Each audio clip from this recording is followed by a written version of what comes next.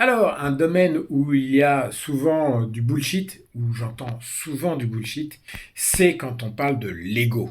Ah, qu'est-ce que ça veut bien dire l'ego? Et selon la personne ou le contexte, eh bien, le mot a des sens très différents. Je vous propose une définition qui va être plus claire, qui va être précise, qui va pas invoquer ou donner une substance ou une caractéristique à l'ego qui est hors sol, comme si c'était une extension de notre personnalité qui prendrait le contrôle sur nous. Non, l'ego c'est quoi? L'ego c'est le je suis, c'est la conception et l'image que l'on a de soi-même.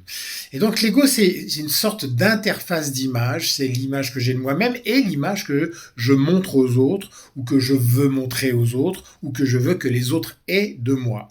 C'est ça l'ego. C'est le jeu dans la sphère mentale, dans la réalité subjective de ce que nous sommes. Il y a ce que l'on est dans cette réalité objective, notre corps, nos comportements, notre biologie, et puis il y a ce que l'on est dans notre réalité subjective, qui est la représentation qu'on a de soi-même. Et bien c'est ça l'ego. Donc c'est pas quelque chose qu'on peut enlever, qu'on peut augmenter ou qu'on peut diminuer. On a une image, tout le monde a une image. Maintenant on la transmet, on la montre, on la impose plus ou moins selon l'état dans lequel on est. Donc la question qu'il faut se poser par rapport à l'ego, c'est pas tant de comment je peux l'augmenter, le diminuer ou l'enlever, c'est comment il fonctionne. Comment cette image et dans quelle mesure cette image elle correspond à ce que je suis, comment elle va transmettre une représentation fidèle et authentique de ce que je suis à l'intérieur. Parce que finalement, cette image qu'on a de soi-même, elle peut différer de l'image qu'on veut montrer aux autres. Et quand c'est le cas, eh bien, c'est qu'on est en insécurité de se montrer tel que l'on est.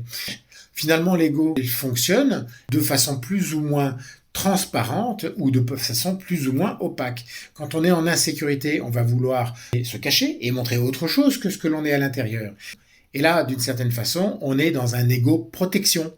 On met des masques, des casques et des boucliers.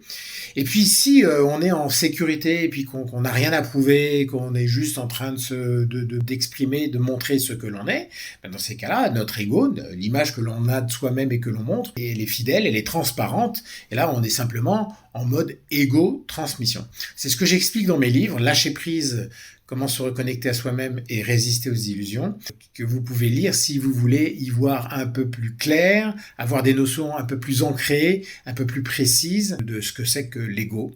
Et pas que de l'ego d'ailleurs, de plein de notions qui sont essentielles pour la compréhension et le développement de la conscience et de la connaissance de soi. Vous avez aimé ce contenu? Soutenez-en sa production en le faisant savoir. Likez, partagez, commentez. Merci.